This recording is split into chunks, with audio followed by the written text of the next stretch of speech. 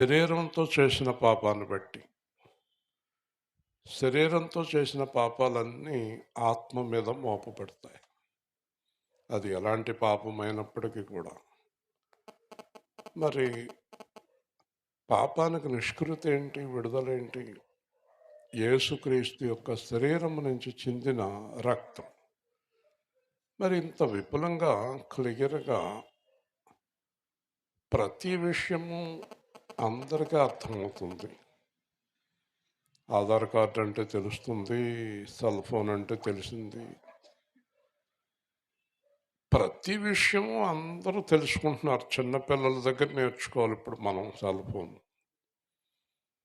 పెద్దవారు మొదలుకొని చిన్నవారి వరకు అందరికీ అన్నీ తెలుస్తున్నాయి. మొన్న ఒక ఆవిడని అడిగితే, "అమ్మా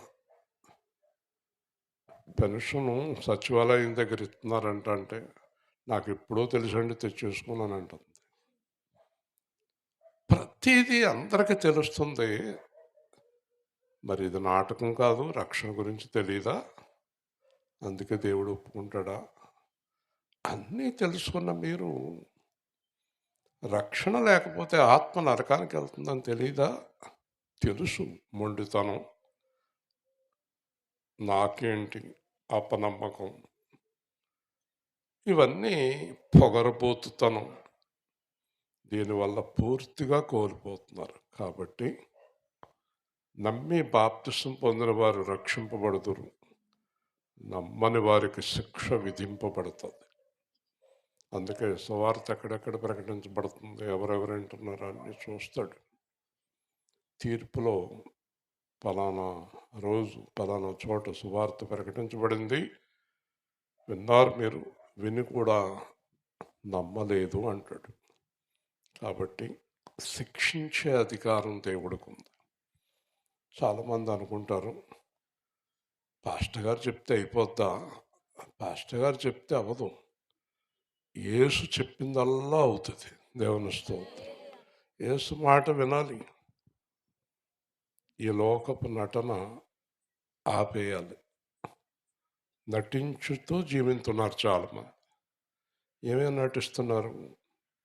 భక్తి నటిస్తున్నారు, ప్రేమ నటిస్తున్నారు, కుటుంబంలో నటిస్తున్నారు, ఉద్యోగంలో నటిస్తున్నారు, సంఘంలో నటిస్తున్నారు, డబ్బుల దగ్గర నటిస్తున్నారు, తిండి దగ్గర నటిస్తున్నారు, ప్రేమలో నటిస్తున్నారు. అన్ని నటనలే. అంతా కృత్రిమమే. అంత వేషధారణే. యథార్థమైన ప్రేమ, యథార్థమైన భార్యాభర్తల అనుబంధం, యథార్థమైన తల్లి పిల్లల అనుబంధం అవన్నీ ఎప్పుడూ గతించిపోయినాయి.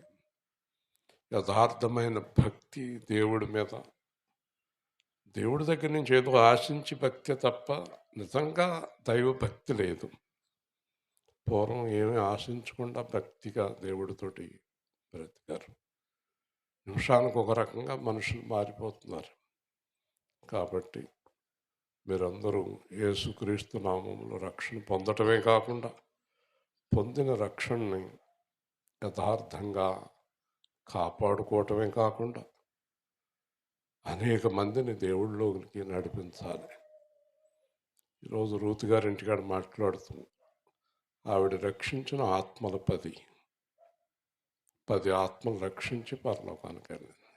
ఆవిడ ద్వారా 10 మంది రక్షణలోకి వచ్చారు. మీ ద్వారా ఎంతమంది వచ్చారో, లేకపోతే వచ్చిన వాళ్ళు ఎంతమంది వెళ్ళిపోయారో తెలియదు, కానీ కొంతమంది ప్రవర్తనతో వచ్చేవాళ్ళు కూడా వెళ్ళిపోతారు. అలాంటి వారు ఉన్నారు. ఒక భార్య భర్తను రక్షణ పొందు అని తినేసింది. రక్షణ పొందిన తర్వాత కొన్నాళ్ళుగా భర్త అన్నాడు, రక్షణ అంటే ఇదా? అయ్య బాబాయ్ నాకు వద్దు అని వదిలిపెట్టి వెళ్ళిపోయాడు. ఈవిడ దెబ్బకి. అర్థమైంది మీకు? ఇలా రక్షణలోంచి జారిపోయేవాళ్ళు కూడా ఉన్నారు. ప్రతి విషయంలోనే శ్రద్ధ కలిగి ఉన్నారు. సామాన్లు సర్దుకోవటంలో చాలా శ్రద్ధ ఉంది. ఆరోగ్య విషయంలో శ్రద్ధ ఉంది. ఇంటి విషయంలో చాలా శ్రద్ధ ఉంది. సువార్త విషయంలో లేదు. మనం చూస్తూనే పడిపోతున్నారు. సువార్తకు రారు. ఒకరోజు వస్తారు, ఒకరోజు రారు.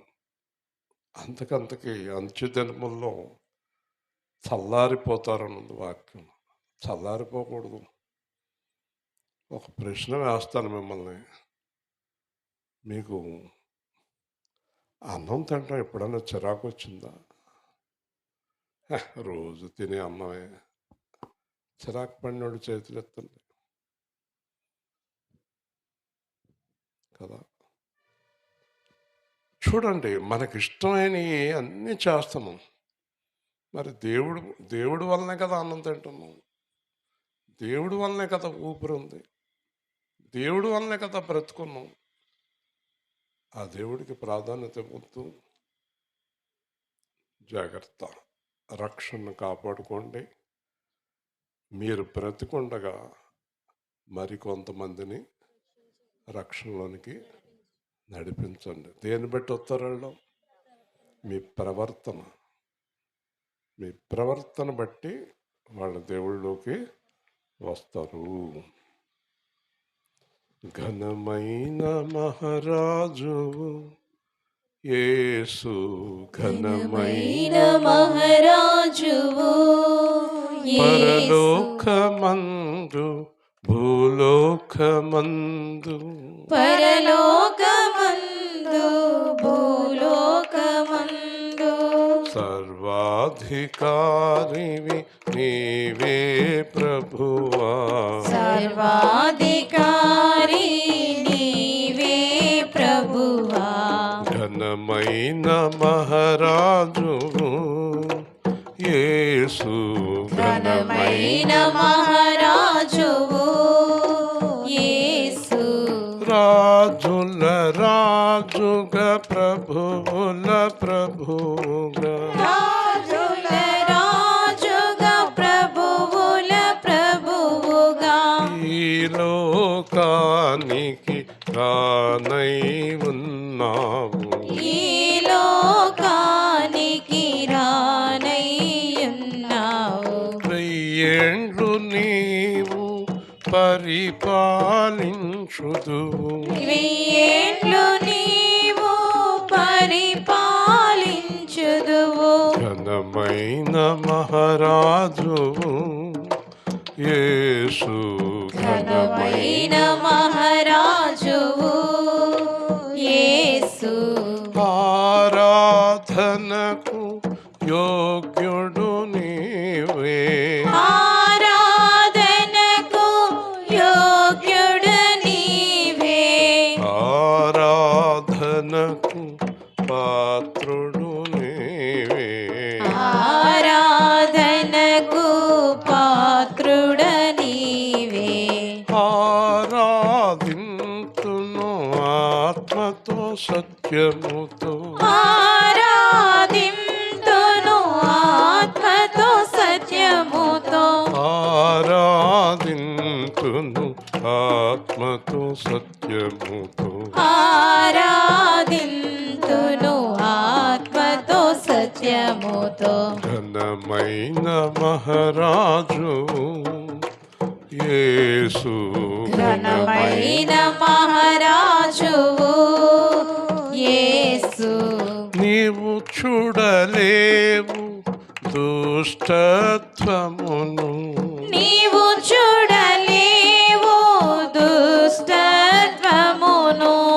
భరింపలేవు పాపమును, భరించలేవు పాపమును, సిలువలో తార్చిన పరిశుద్ధ రక్తం, సిలువలో కాచిన పరిశుద్ధ రక్తము, నా పాపములను కడిగి వేయగా, నా పాపములను కడిగి నలియగా, పరిశుద్ధులుగా మమ్ము చేసినావు, పరిశుద్ధులుగా మమ్ము చేసినావు, పరిశుద్ధాత్మలో నింపినావు, పరిశుద్ధాత్మలో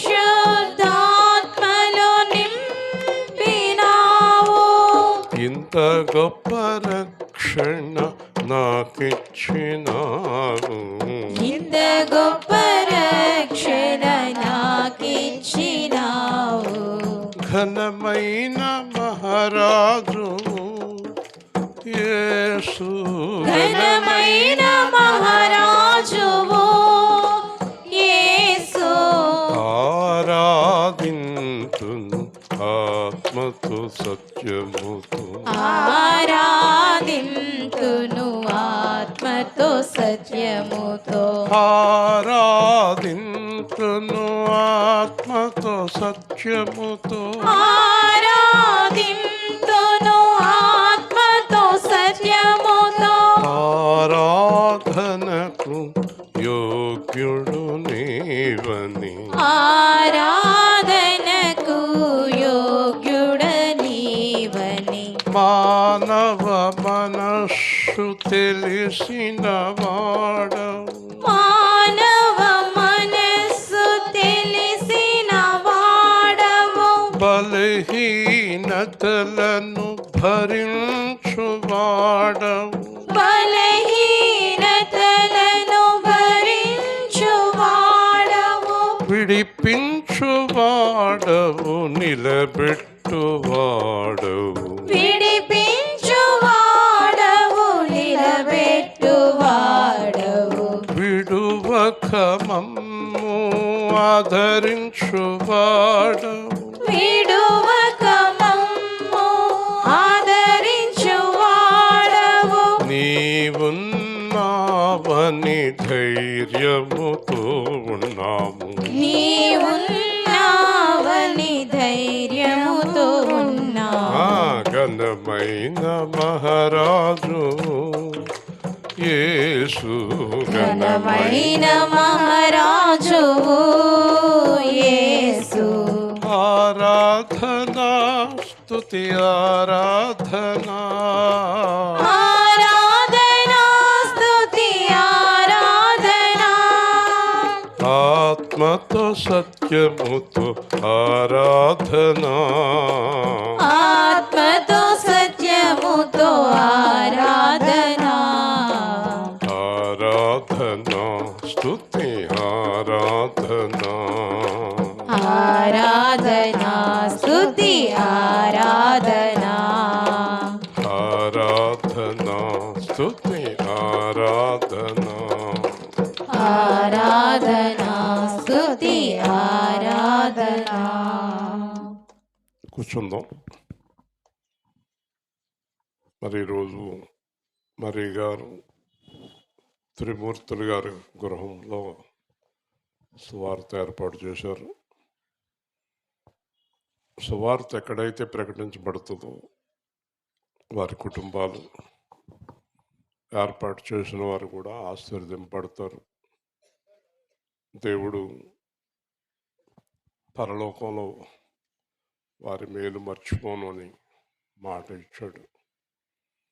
వారి కుటుంబం తప్పకుండా ఆశీర్వదింపబడుతుంది.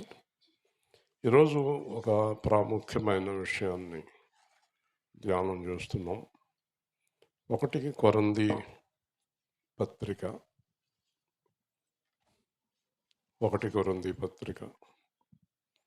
15వ అధ్యాయం 53వ వచనం.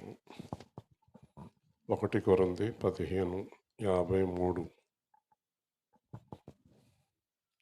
క్షయమైన ఈ శరీరము అక్షేతం ధరించుకొనవలసి ఉన్నది, మర్త్యమైన ఈ శరీరం అమర్త్యను ధరించుకొనవలసి ఉన్నది. ఈ క్షయమైనది అక్షయతను ధరించుకున్నప్పుడు, ఈ మర్త్యమైనది అమర్త్యను ధరించుకొనినప్పుడు విజయం అందు మరణము మృంగివేయబడినని వ్రాయబడిన వాక్యము నెరవేరును. ఓ మరణమా నీ విజయం ఎక్కడ? ఓ మరణమా నీ ముల్లెక్కడ? మరణపు ముళ్ళు పాపము కొన్న బలము ధర్మశాస్త్రమే. అయినను మన ప్రభువైన యేసుక్రీస్తు మూలముగా మనకు ఆయన జయము అనుగ్రహించుచున్న దేవునికి స్తోత్రం కలుగునుగాక. కాగా నా ప్రియ సహోదరులారా, మీ ప్రయాసము ప్రభునందు వ్యర్థము కాదని ఎరిగి స్థిరులను కదలని వారును ప్రభువు కార్యాభివృద్ధి అందు ఎప్పటికీ ఆసక్తులనే ఉండుడి. జాగ్రత్తగా విందాము. ఒక ఆయన 20 సంవత్సరాలు ఒక ఆయన దగ్గర ఉద్యోగం చేశాడు.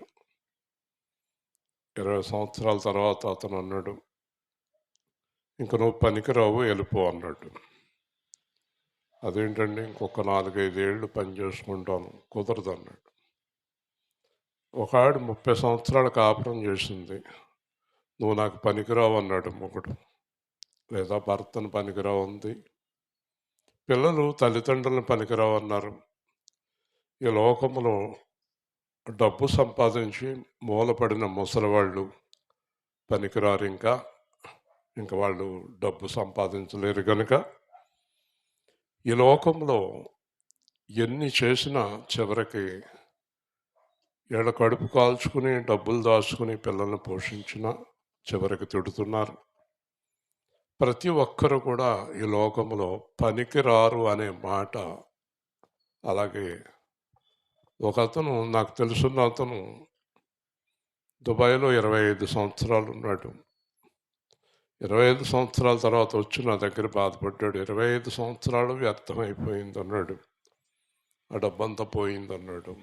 భార్య ఎవరికో ఇచ్చిందట, నాశనం అయిపోయింది అన్నాడు. ఈ రోజుల్లో చాలామంది నేను కష్టపడి సంపాదించి నా కూతురికి ఇచ్చానండి, నా కూతురు జీవితం పోయిందండి అంటుంది. కష్టపడి మా అబ్బాయికి ఇచ్చానండి, మా అబ్బాయి అన్ని నాశనం చేశాడండి అంటున్నారు. నేను ఎందుకు ఇవన్నీ చెప్తున్నానంటే, ఈ లోకంలో మీరు చేసిందంతా ఒక రోజున పూర్తిగా వ్యర్థమైపోతుంది. మీ పిల్లలు అడుగుతారు, నాకు ఏం చేసావు అని కూడా అడుగుతారు. కాబట్టి నేను చెప్పదలుచుకున్నది ఏంటంటే, మీకు అర్థం కానిది, ఎప్పటికీ అర్థం కానిది ఇదే: మీరు దేవుడి కొరకు చేసేది మాత్రమే వ్యర్థము కానిది. హల్లెలూయా. దానికే ఎగ్గొడతారు, దానికే రారు. ఉదాహరణకి సంఘానికి వస్తున్నారు, సువార్తకు వస్తున్నారు, అది వ్యర్థం కానిది. దేవుడికి ఏదో ఇస్తున్నారు, అది వ్యర్థం కానిది. దేవుళ్ళో 10 మందికి భోజనాలు పెడుతున్నారు, అది వ్యర్థం కానిది. దేవుడి కొరకు ఖర్చు పెడుతున్నారు, అది వ్యర్థం కానిది. ఎందుకంటే మీరు యేసు ప్రభువుని తెలుసుకున్న తర్వాత చనిపోయే వరకు చేసిందంతా కూడా రాసుకుని అక్కడ మీకు ఇదిగోనమ్మా నువ్వు చేసిందని చూపిస్తాడు. హల్లెలూయా. మరి మీకు ఇక్కడ చేసిందంతా పోయింది. కష్టపడింది, సంపాదించింది, ఎవరికో ఇచ్చింది, పోగొట్టుకుంది. భర్తకి ఇచ్చింది, వాడు మోసం చేసి వెళ్ళిపోయాడు. పిల్లలకి ఇచ్చారు, మోసం చేసి వెళ్ళిపోయారు. కష్టపడి కని పిల్లల్ని పెంచింది, ఏం చేసావు నువ్వు అని అడుగుతున్నారు. కానీ మనుషులు ప్రయాస చూస్తుంటే ఎప్పుడు దానికోసమే కొట్టుకుంటారు. ఒకసారి తణుకులో వృద్ధాశ్రమానికి వెళ్ళాను. వెళ్తే నేను వాక్యం చెప్పిన తర్వాత ఒక ముసలావిడ లోపల తీసుకెళ్ళింది. నన్ను తీసుకెళ్ళి ఒక టంకు పెట్టి తీసింది. ఆ టంకు పెట్టిలో రకరకాల వస్తువులు ఉన్నాయి, కొన్ని తినేవి కూడా ఉన్నాయి. నాకు ఒకటి ఇచ్చి తిను బాబా అంది. ఏంటిది అన్నాను. ఇది నా మనమల కోసం దాస్తున్నాను ఈ టంకు పెట్టిలో అన్నీ కూడా. ఎవరన్నా నాకు 100-50 ఇచ్చినా కూడా దాంట్లో దాస్తున్నాను. మరి నీ మనవలు వస్తారా? అదే వాళ్ళ అమ్మ నాన్న రానిస్తే వస్తారు అంటే, ఆవిడ్ని గెంటేసి వృద్ధాశ్రమంలో పడేసి, ఆవిడ మీద ప్రేమ లేకుండా ఉన్నా కూడా ఆవిడ ఆ టంకు పెట్టెలో ప్రతి వస్తువు ప్రయాసపడి మనవాళ్ళ కోసం దాస్తుంది. చూడండి, గెంటేసిన ఆవిడ కూడా. ఇక్కడ మీరందరూ కూడా చాలామంది ప్రయాసపడుతున్నారు. దేనికోసం ప్రయాసపడుతున్నారు? నా కూతురికి ఏదో ఇవ్వాలి, నా కొడుకుకి ఏదో ఇవ్వాలి, నా పెళ్ళానికి ఏదో ఇవ్వాలి, నా మొగుడికి ఏదో ఇవ్వాలి, నా పిల్లలకి ఏదో ఇవ్వాలని మీరు ప్రయాసపడుతున్నారు. కానీ చివరికి మీకు మిగిలేది పూర్తిగా వ్యర్థము. దేవుని స్తోత్రం. కాబట్టి ఆ ప్రయాస కొంచెం తగ్గించి దేవుడి కోసం ప్రయాసపడండి. దేవుడి కోసం ఆత్మలను రక్షించండి, కాపాడండి. అనేక మందికి సువార్త ప్రకటించండి. సువార్త ప్రకటించే వారిని బలపరచండి. సువార్త కొరకు ఎవరో ఒక ఆవిడ వెతకటం, మిగతా వాళ్ళు అందరూ పట్టించుకోకపోవటం, రాత్రి సువార్త జరిగితే చాలామంది రాకపోవటం, ఇలా మీరు చేస్తున్నారు. కానీ మీ పడే ప్రయాస, చాలామంది పడుతున్న ప్రయాస మీరు చనిపోయేటప్పుడు ఏడుస్తూ చనిపోతారు. ఎందుకంటే నేను చేసిందంతా వ్యర్థం అయిపోయింది అంటారు. కానీ మీకు వ్యర్థం కానిది దేవుని కార్యము. హల్లెలూయా! దేవుడు కొరకు చేసేదంతా రాసుకుంటాడు. మనం ఎన్ని సువార్తలు ప్రకటించామో రాసుకుంటాడు. మనం దేవుడి కోసం ఎంత ఖర్చు పెట్టామో రాసుకుంటాడు. దేవుడికి ఏం చేసామో రాసుకుంటాడు కదండి. దేవుణ్ణి చాలా తక్కువగా చూసేవారు ఉన్నారు. మనుషుల్ని ఎక్కువగా చూస్తారు, దేవుణ్ణి తక్కువగా చూస్తారు కదండి. వింటున్నారా? అందుకే జీవితాలు ఆశీర్వాదకరంగా లేవు. హల్లెలూయా! అసలు మనకి ఇచ్చిందేమో దేవుడు, మనం చూసేదేమో ఏళ్ళని. మనకి ఆత్మనిచ్చిందేమో దేవుడు కదండి. ఒక్కసారి ఆలోచించండి మీరు. కాబట్టి ప్రభువునందు మీ ప్రయాసము వ్యర్థము కాదని ఎరిగి స్థిరులుగా దేవుళ్ళో ఉండండి. ఇక్కడ మనం చూసింది క్షయమైన శరీరము. ఇప్పుడు మీకు అందరికీ తెలుసు, ఆ చిన్నపిల్ల, ఇక్కడ అన్ని వయసుల వాళ్ళు ఉన్నారు, అన్ని వయసుల వాళ్ళు ఉన్నారు, ఇక్కడే ఉన్నారు. ఒకసారి మీరు చూస్తే ఆ పిల్లకున్న అందము కొంచెం పెద్దావిడికి లేదు, కొంచెం పెద్దావిడికి ఉన్నది, ఇంకా పెద్దవాడు ముసలివాళ్ళు పళ్ళు ఊడిపోయి కళ్ళు కనబడక మసక బారి సరిగ్గా కూర్చోలేక పీట మీద కూడా కూర్చునే పరిస్థితి లేదు, నడుం బాధ, తలపోటు, ఈపు నొప్పి, కడుపు నొప్పి, తర్వాత కనబడకపోవటం, నడవలేకపోవటం, నుంచోలేకపోవటం, కూర్చోలేకపోవటం, కూర్చుంటే లేవలేకపోవటం, లేస్తే కూర్చోలేకపోవటం, ఇవన్నీ కనిపిస్తున్నాయి కదా. అంటే కొన్నాళ్ళకి ఇది రాలిపోతుంది. ఏమవుతుంది? ఏమవుతుంది? అంచేత దీని పేరేంటో తెలుసా? క్షయమైనది అంటే నశించేది. చెప్పండి, గట్టిగా చెప్పండి. ఈ నశించే శరీరము క్షయమైనది, అక్షయత ధరించుకుంటుంది. నశించని శరీరం ఉన్నది, దాని పేరు మహిమా దేహము. నశించే ఈ శరీరాన్ని నశించని శరీరంగా మార్చే శక్తి ఒకే ఒక్క ఆయనకు ఉంది, ఆయనే యేసుక్రీస్తు. హల్లెలూయా! నువ్వు ఆ శరీరం కోసం చూడాలి, దీనికోసం చూడకూడదు. ఎంతసేపు ఈ శరీరాన్ని తృప్తిపరుద్దాం కామంతో, తిండితో, రకరకాల వ్యసనాలతో. నీకు ఇంకా ఇసుక కలగలేదు కదా, శరీర వాంఛల మీద ఇసుక కలగలేదు కదా. దేవుడు అంటాడు, విసుగు రాలేదా? ఎలా వస్తుందండి? నాకు ఎంత ఇష్టం ఏది? శరీరం. ఎంత ఇష్టం? ఏది ఇష్టం నీకు? ఏది ఇష్టం నీకు? నశించిపోయేది ఇష్టం నీకు. దేవుని స్తోత్రం. ఏది ఇష్టం లేదు నీకు? నశించనిది ఇష్టం లేదు. చూసారా? ఈ నశించిపోయే శరీరం గురించి ఎన్ని నాటకాలు, ఎన్ని నటనలు. ఈ శరీరం అక్షయత ధరించుకోవాలి. మత్స్యమైన శరీరం అమర్త్యతను, మృత్యువులు కబళించుచున్నటువంటి ఈ శరీరం నిత్య జీవానికి నడిపించబడుతుంది. ఎవరి ద్వారా? యేసుక్రీస్తు ద్వారా. హల్లెలూయా చెప్పండి. యేసుక్రీస్తు ద్వారా ఈ శరీరము అద్భుతంగా నడిపించబడుతుంది. ఇలా చూడాలి, వాక్యం వినలే, అటు ఇటు మాట్లాడకూడదు, జాగ్రత్తగా ఉండాలి. కాబట్టి ఈ భయంకరమైనటువంటి దేహాన్ని, ఈ నాశనకరమైనటువంటి దేహాన్ని ప్రేమించి, పూర్వం కోటి విద్యలు కూటి కొరకే కదా అనేవారు. కోటి విద్యలు చెప్పండి.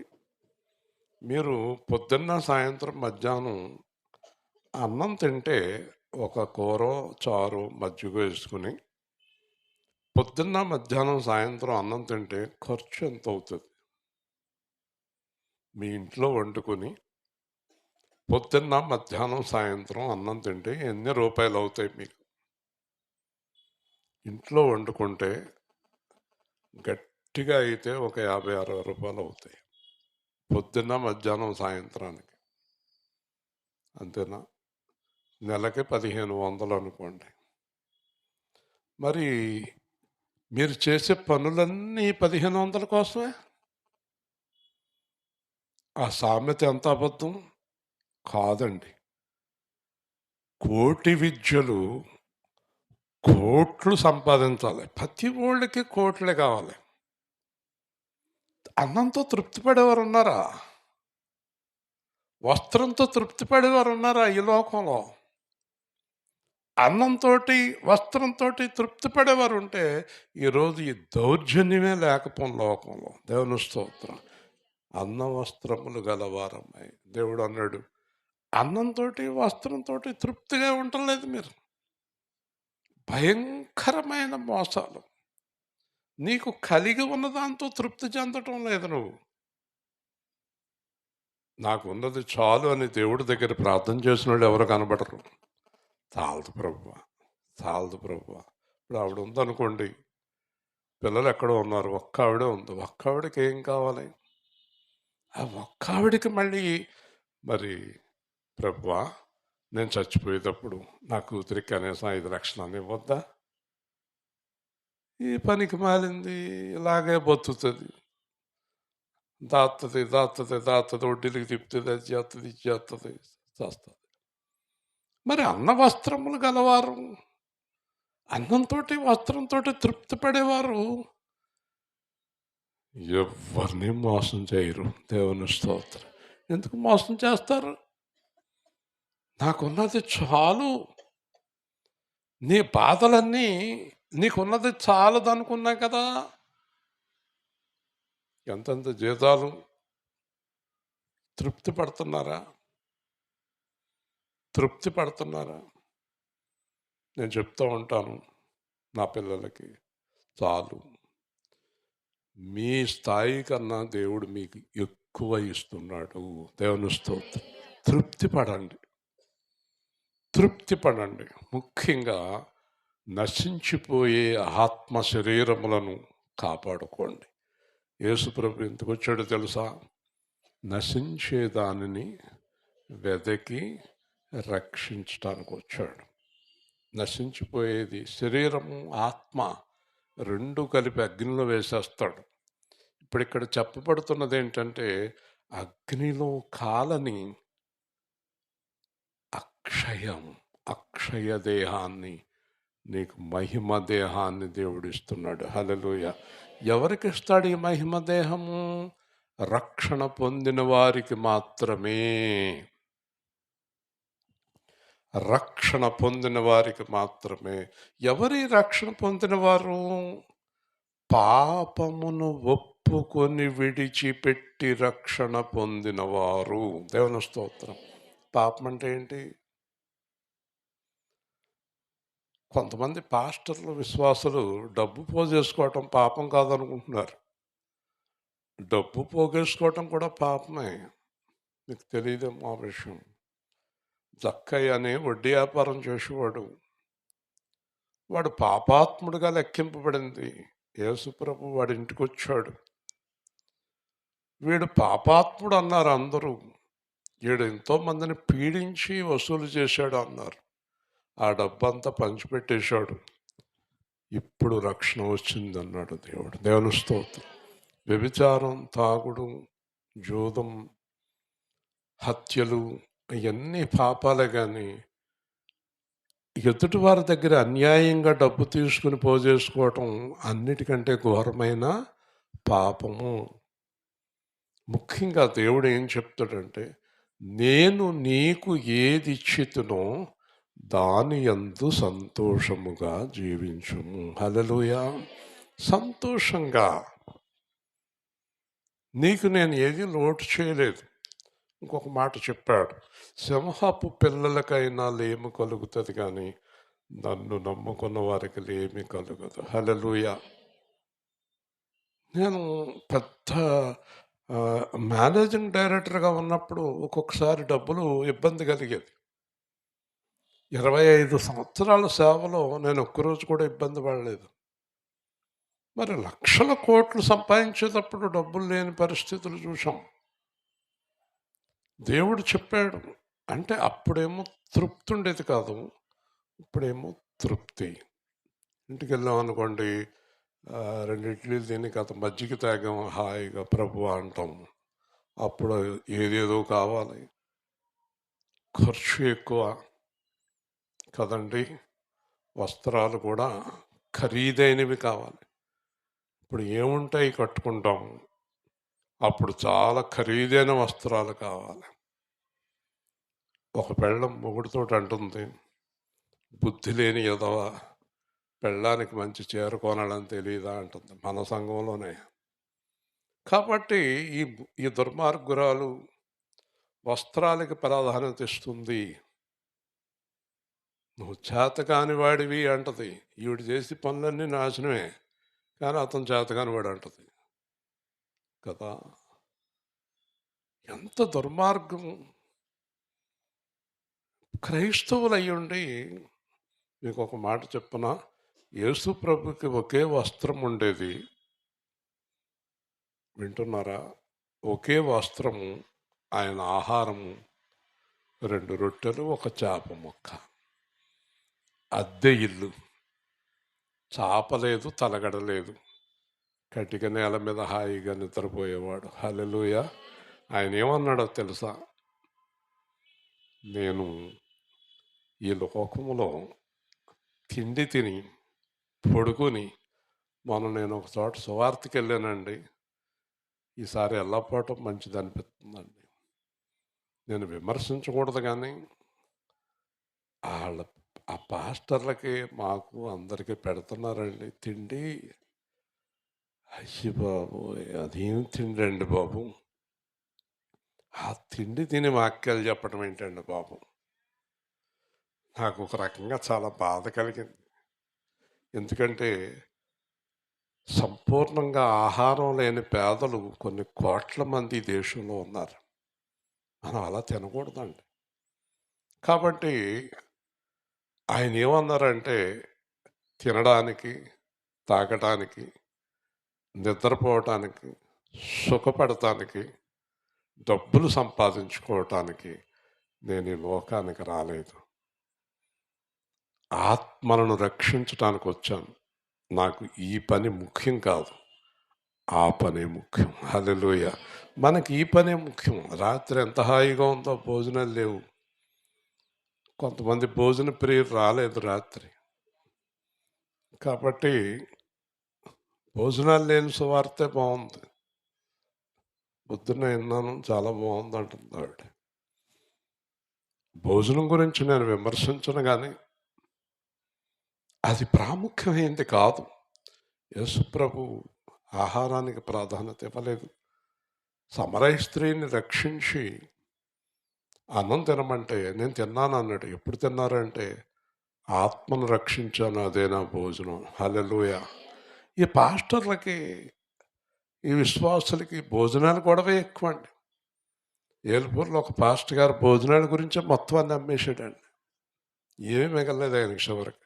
మొత్తం ఖర్చు అంతా భోజనాలకి అయిపోయిందండి. కాబట్టి ఇది కూడదండి, ఇది మంచిది కాదండి. మనం తినడానికి బ్రతకూడదు, బ్రతకటానికి తినాలి. హల్లెలూయా. చాలా తక్కువ తినాలండి, తక్కువ తినాలి. ఉత్సాహంగా గంతులేయగలుగుతాం తక్కువ తింటే. కాబట్టి ఈ దేహము మహిమా దేహముగా మారిపోతుంది. అప్పుడు విజయమందు మరణము ఓడిపోయెను. హల్లెలూయా. మరణము ఓడిపోయెను, మరణము ఓడిపోయెను, పాతాళము కృంగిపోయెను, పాతాళము కృంగిపోయెను. అపవాది పారిపోయెను. అపవాది పారిపోయెను. జయశాలి యేసు లేచెను. జయశాలి యేసు లేచెను. మరణము ఓడిపోయెను. మరణము ఓడిపోయెను. పాపము తొలగిపోయెను. పాపము తొలగిపోయెను. దోషము తుడిచివేయబడెను. దోషము తుడిచివేయబడెను. పరిశుద్ధులుగా మార్చెను. పరిశుద్ధులుగా మార్చెను. జయించు వారిగా చేసెను. జయించు వారిగా చేసెను. మరణము ఓడిపోయెను. మరణము ఓడిపోయెను. యేసు ప్రభు తిరిగి లేచిన తర్వాత మరణం ఓడిపోయింది, అపవాదం ఓడిపోయింది, పాపం ఓడిపోయింది, దోషం ఓడిపోయింది. ఈరోజు నిజంగా మీరు గనక ప్రభుతో లేచి అలా యథార్థంగా జీవించగలిగితే మిమ్మల్ని కూడా ఏం చేయలేదా మరణం? మిమ్మల్ని ఏమీ చేయలేడు అపవాది. మిమ్మల్ని ఎవరు ఏం చేయలేరు. కాబట్టి మరణము మృంగివేయబడెను. ఓ మరణమా, నీ విజయం ఎక్కడా? ఓడిపోయావు మరణమా, ఓడిపోయావు. ఆదివారం తెల్లవారుజామున 3 గంటలకి 2000 సంవత్సరాల కిందట మా ప్రభు చేతిలో ఓడిపోయావు. హల్లెలూయా. ఏం ఓడిపోయింది? ఎవరు ఓడిపోయారు? అపవాది, లోకము, పాపము, దోషము. ఇప్పుడు నేను ఒక మాట అడుగుతాను. యేసు ప్రభువుని నమ్ముకున్న వారు ఇలా చెప్పగలగాలి, హై నా దగ్గర నీకేం పని? హై పాపమా, హై మరణమా, హై అపవాది, మా దగ్గర నీకు పని లేదని చెప్పగలగాలి. హల్లెలూయా. మనం కూడా ఓడించాలి వాడిని. కానీ మనం దిక్కుమాలిన పనులు, దౌర్భాగ్య పనులు, అసహ్యమైన పనులు చేస్తుంటే వాడు మళ్ళీ వస్తాడు. కాబట్టి మరణమా, నీ ముల్లెక్కడా? నీ ముళ్ళు వెళ్ళిపోయింది. మరణపు ముళ్ళు పాపము, పాపమునకున్న ఫలము ధర్మశాస్త్రం. ఇప్పుడు ఇంకా 2 మాటలు విని మనం త్వరగా ముగించుకుందాం. పాపం ముళ్ళు ఎలా వచ్చింది? ధర్మశాస్త్రము. ధర్మశాస్త్రం అంటే అర్థం ఏంటి? ఇక్కడ ఫలము. ఇప్పుడు పూర్వం ఏదన్నా ఒక పాపం చేస్తే ఒక గొర్రెను బలివ్వండి, ఒక మేకను బలివ్వండి, ఒక ఎద్దును బలివ్వండి, ఒక గేదెను బలివ్వండి అంటే ధర్మశాస్త్రం లేక ముందు పాపం అంటే ఏంటో ఎవరికి తెలియదు. ధర్మశాస్త్రం రాక మునుపు పాపం గురించి ఎవరికి అవగాహన లేదు. కానీ ధర్మశాస్త్రం వచ్చాక పాపం అంటే ఏంటో తెలిసింది. అయితే దేవుడు ఏం చేశాడంటే, ధర్మశాస్త్రం ఎందుకు పెట్టాడంటే పాపం మానేస్తారని పెట్టాడు. ఇప్పుడు మీకు బాగా అర్థమయ్యేటట్టు చెప్పనా? జాగ్రత్తగా వినండి. సెల్ ఫోన్లు ఎందుకు వచ్చినాయి అంటే, ఇదివరకు ఫోన్ ఉండేది, లైన్ పోయేది, లేకపోతే ఆగిపోయేది, లేకపోతే మధ్యలో కట్ అయిపోయేది, ఏదో జరిగేది. కొన్నాళ్ళకి తేలికపాటి ఫోన్లు వచ్చినాయి, కొన్నాళ్ళు మనం నొక్కుకునే ఫోన్లు వచ్చినాయి. ఇప్పుడు ఇలాగంటే వచ్చేసే ఫోన్లు వచ్చినాయి. ఇప్పుడు చాలా తేలికైన ఫోన్లు వచ్చేసినాయి. ఇప్పుడు మనం కొన్ని లక్షల రూపాయలు ఇంట్లో కూర్చొని బ్యాంక్ వెళ్ళక్కర్లేకుండా ఫోన్లోంచి పంపించేయచ్చు. ఫోన్లోంచి అమెరికా మాట్లాడవచ్చు, లండన్ మాట్లాడవచ్చు, ఏ దేశమైనా బాగున్నావా అనవచ్చు. ఈ ఫోన్లో ముఖాలు చూసుకోవచ్చు, ఒకళ్ళనొకళ్ళు చూసుకోవచ్చు. ఇదే ఫోను ఇప్పుడు చాలామంది చెడిపోయి చచ్చిపోయి నాశనం అయిపోవటానికి కూడా కారణం ఫోన్. చూసారా, ఒకడు ఉరేసుకుంటున్నాను చూడన్నాడు పెళ్ళంతో, ఫోన్లో చూపించాడు, ఇదిగో ఉరి, ఇదిగో తగిలిచ్చేసుకుంటున్నాను, ఇదిగో ఉరి, ఇదిగో తగిలిచ్చేసుకుంటున్నాను. ఈ పిల్ల కంగారు పడిపోయి ఆడే వేసుకుంటున్నాడేమో, ఆడికంటే ముందు ఊరేసుకుని అమ్మాయి చచ్చిపోయింది. తీర దున్నపోతులా ఉన్నాడు అక్కడ, వాడు దావలా, వాడు బాగానే ఉన్నాడు, ఈ అమ్మాయి చనిపోయింది. అలాగే ఫోనుల్లో కాపురాలు, సంసారాలు నాశనం. మొగుడిని వదిలేసిపోతుంది, పెళ్ళాన్ని వదిలేసిపోతున్నారు, పిల్లల్ని వదిలేసిపోతున్నారు. బూసు బొమ్మలు చిన్నపిల్లలు ఇళ్లలోకి పోయి కాలేజీ పిల్లలు చదువుతూ మానేసి ప్రేమ కలాపాలు చిన్నప్పటి నుంచి. మన ఒక చోట వివాహం జరిగింది, 15 ఏళ్ళ అబ్బాయి 13 ఏళ్ళ అమ్మాయి, 15 ఏళ్ళ అబ్బాయికి 13 ఏళ్ళ అమ్మాయికి వీళ్ళిద్దరు ప్రేమించుకున్నారు. దేని బట్టి అంటే ఫోన్ బట్టి. ఇవన్నీ ఎందుకు చెప్తున్నాను తెలుసా మీకు? ఎప్పుడైతే ఆ ఫోన్ వచ్చిందో అప్పుడే పాపం వచ్చింది, ఎప్పుడైతే ధర్మశాస్త్రం వచ్చిందో అప్పుడే పాపం వచ్చింది. చూసారా, ధర్మశాస్త్రం రాకపోతే అసలు పాపం అంటే ఏంటో తెలియదు.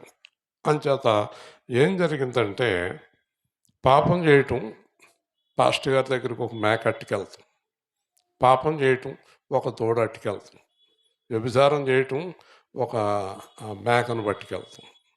ఇంక ఈ మేకలు నరకటం, రక్తం ప్రోక్షించటం, పాపం క్షమించానంటాం, మళ్ళీ వెళ్తాం, మళ్ళీ మేక అట్టుకొస్తాం. దీనివల్ల ఏమైపోయింది? పాపాలు బాగా పెరిగిపోయాయి. అందుకే యేసు దిగి వచ్చాడు. హల్లెలూయా. వాటన్నిటిని సమాప్తం చేసి ఆయన సిలువలో బలి అయి, ఇదిగో ఇంక బలులు లేవు, ధర్మశాస్త్రం లేదు, పాత నిబంధన లేదు, అన్నీ కొట్టివేయుచున్నాను, నా సిలువ రక్తం ద్వారా మీ పాపాలు తుడిచివేస్తున్నాను, మళ్ళీ పాపము చేయటానికి వీర్లేదు, ఒక్కసారి సిలువ, ఒక్కసారి రక్షణ, ఒక్కసారి పునరుత్థానం. మీరు మళ్ళా పాపం చేస్తే కనుక ఘోరమైన అగ్నిగుండంలో వేసేస్తాను అన్నాడు. హల్లెలూయా. కాబట్టి ఛాన్సులు పోయినాయి. దేనికి ఛాన్స్ పోయింది? పాపానికి ఛాన్సు పోయింది. బలులు ఆగిపోయినాయి, అయ్యగారులకు ఆదాయం తగ్గిపోయింది. తెగ తినేసేవారు. తినేసి ఆ ఏలి అట స్థూలకాయుడు ఎంత ఉండేవాడు, ఉండకమవుతాడు ఆ గేదెలు దూడలు తినేసి కదండి. కాబట్టి ఈ పాపమునకున్న వల్ల ధర్మశాస్త్రమును తీసేసి మన ప్రభు అయిన యేసుక్రీస్తు మూలముగా జయము అనుగ్రహించుచున్న దేవునికి స్తోత్రము. దీని అర్థం ఏంటంటే, ఇప్పుడు మీరు యేసు ప్రభు దగ్గరికి వచ్చి నేను పాపిని అని ఒప్పుకొని పాపాన్ని విడిచిపెడితే పాపమును క్షమించి పరలోకం ఇచ్చేటటువంటి గొప్ప మార్గాన్ని యేసు ద్వారా దేవుడు మనకు అనుగ్రహించాడు. హల్లెలూయా, హల్లెలూయా. ఎంత గొప్ప మార్గం అండి! ఎంత పాపి అయినా సరే ఆయన దగ్గరికి వచ్చి తండ్రి నన్ను క్షమించు అని చెప్పినప్పుడు క్షమించి నీ నుండి పాపాన్ని తీసివేసి, ఏ బలులు లేవు, ఆయనే బలి, ఆయన రక్తార్పణం ద్వారా మనకు విడుదల కలిగింది. కాబట్టి దేవుడు పిల్లలందరూ తెలుసుకోవాల్సిన అతి ప్రాముఖ్యమైన విషయం ఏంటంటే, మనం ఎలా బ్రతుకుతున్నాం అనేది ముఖ్యమైనది కాదు. ఎందుకంటే ధనాపేక్ష సమస్తమైన కీడులకు మూలం. మీరు డబ్బును ఆశింతే పాపం చేస్తారు, శరీరాలు ఆశింతే పాపం చేస్తారు, లోకాన్ని ఆశింతే పాపం చేస్తారు, పరలోకాన్ని ఆశింతే ఏ పాపము చేయరు. హల్లెలూయా. కాబట్టి ఈ లోకంలో ఉన్నంతకాలం జాగ్రత్తగా, ఎందుకంటే కాలువ గట్టు చిన్నదనుకోండి, కాలువ గట్టు మీద మీరు నడాల్సి వచ్చిందనుకోండి, రోడ్డు మీద నడిచినట్టు నడవరు. పోనీ వర్షం పడిందనుకోండి, ఇంకా మీకు దడొచ్చేస్తుంది. ఆ కాలంలోకి వెళ్ళిపోతే చచ్చిపోతారు. చాలా జాగ్రత్తగా నడుస్తారు కదా. ఆ కాలువ గట్టు మీద ఆ బురదలో ఆ బొటనీళ్ళు అలా గుచ్చి గట్టిగా ఒక్కొక్క అడుగు అరగంట అయినా పర్లేదు ఎంత జాగ్రత్తగా నడుస్తారు. కారణం ఏంటి? దాంట్లో పడిపోతామేమో అన్న భయంతో. నేను మీతో చెప్పదలుచుకున్నది ఏంటంటే, మీరున్న 30, 20, 10, 15, 40, 50, 60 సంవత్సరాల వయసుని ఈ లోకంలో పాపంలో పడిపోతామేమో అని యేసు చెయ్యి పట్టుకొని జాగ్రత్తగా నడవండి. హల్లెలూయా. ఆయన చెయ్యి విడవకండి,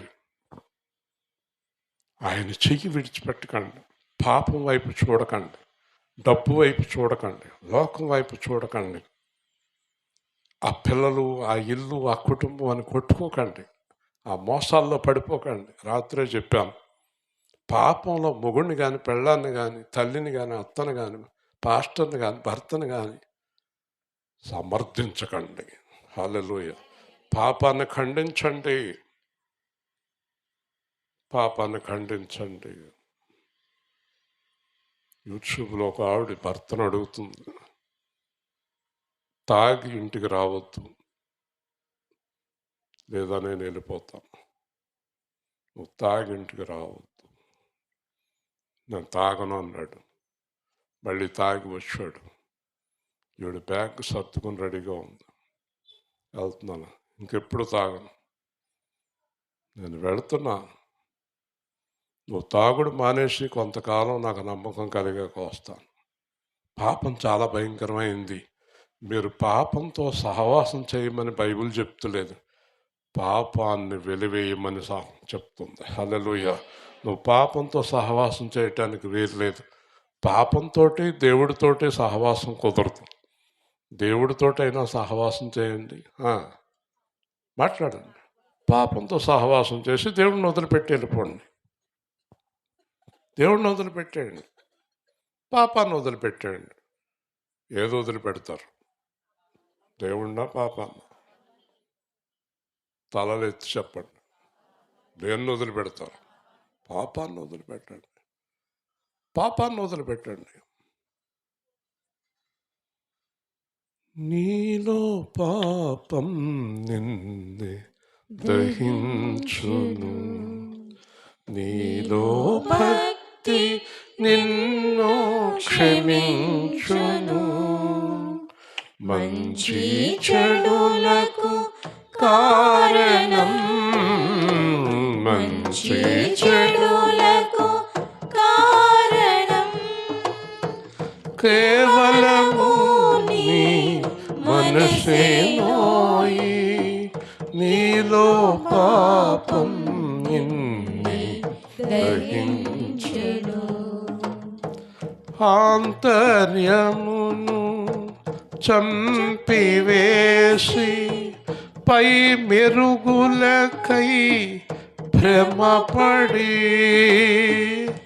ఉత్తమమైన మానవ జన్మ నాశము కాని కోయి, నీలో పాపం నిన్నే దహించును, నీలో భక్తి నిన్ను క్షమించును, ఆకాశము క్రింద చేయునవన్నీ వ్యర్థము, వ్యర్థము,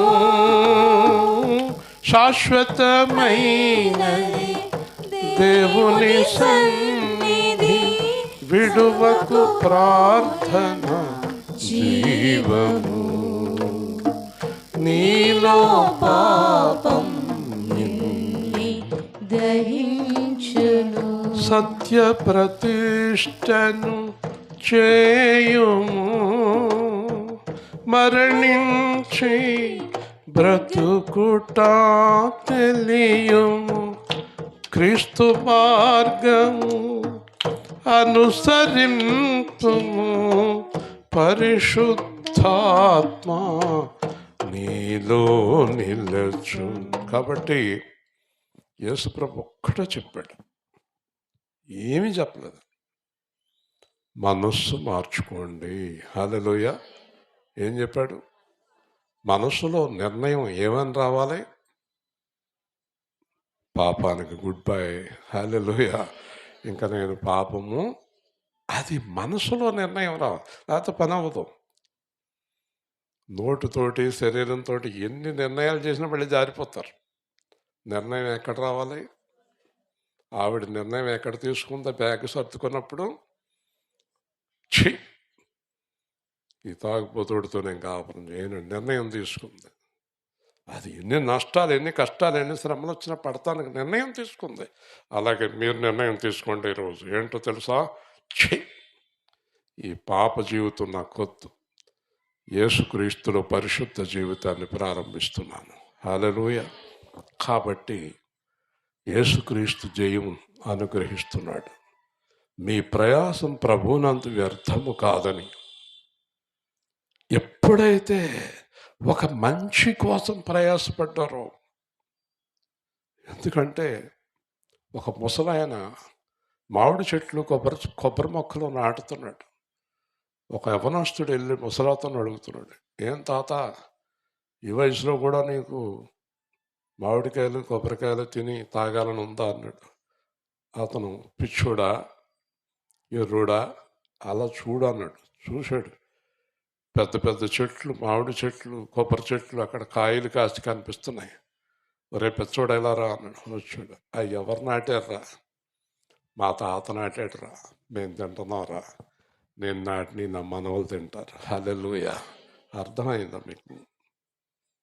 మీరు మంచి కోసం ప్రయాసపడండి, అది మీ పిల్లల్ని అభివృద్ధి చేస్తుంది, లేదా మీ పిల్లల జీవితాలను నాశనం చేస్తుంది.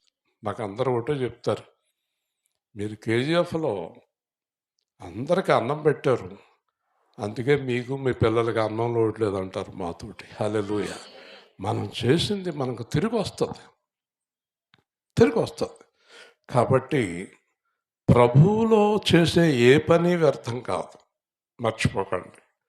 ప్రభువు కోసం ప్రభువులో చేసే పని ఏది వ్యర్థము కాదు. కాబట్టి స్థిరులంటే అయ్య బాబోయ్, ఇంకా వాళ్ళతో మనం మాట్లాడలేము. వాళ్ళ మాట అంటే మాటే. హల్లెలూయ. అది స్థిరత్వం. మీ ఎదురుగుండా అబద్ధాలు ఆడినోళ్ళు జారిపోతారు, ఓడిపోతారు. ఏం చెప్పావు అని అడుగుతానికి మీకు ధైర్యం వచ్చేస్తుంది.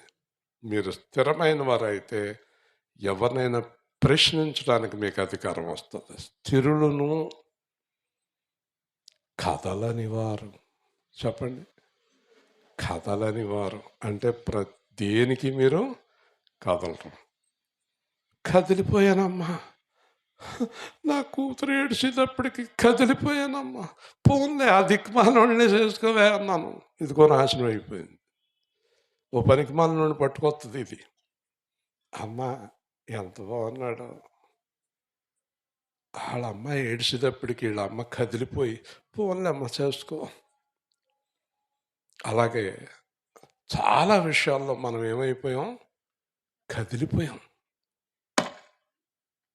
ప్రభు పిల్లలు చెప్పండి, యేసు ప్రభుని ఎవరైనా మార్చగలదురా? పౌలుని ఎవరైనా మార్చగలదురా? సంతోషంగా తప్పట్లు కొడదామా? తప్పట్లు కొట్టుకుని అందరిని కొడతాం, తప్పట్లు కొడతాం మళ్ళీ నువ్వు సిగ్గు లేకుండా.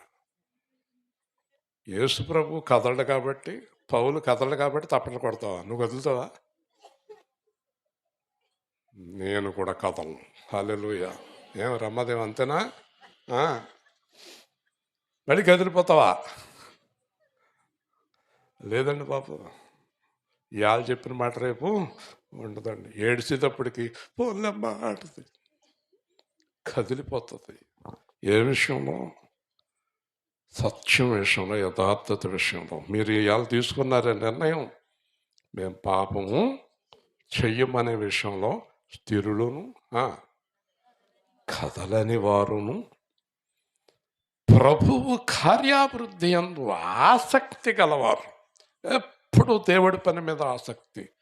మీకు మాట చెప్పనా, మీకు దేవుడి పని మీద ఆసక్తి ఉంటే మీకు ఎప్పుడైనా లోటు వస్తే మీరు బైబిల్ వదిలేసి వెళ్ళిపోవచ్చు అని ఛాలెంజ్ చేస్తున్నాను. దేవుని స్తోత్రం. ప్రభు పనిలో మనకి ఎప్పుడు నష్టము రాదు. ప్రేమ గల తండ్రి, జీవాధిపతి అయిన ప్రభు, ఈరోజు మీరు ఇచ్చిన వాక్య సందేశాన్ని బట్టి స్తోత్రాలు.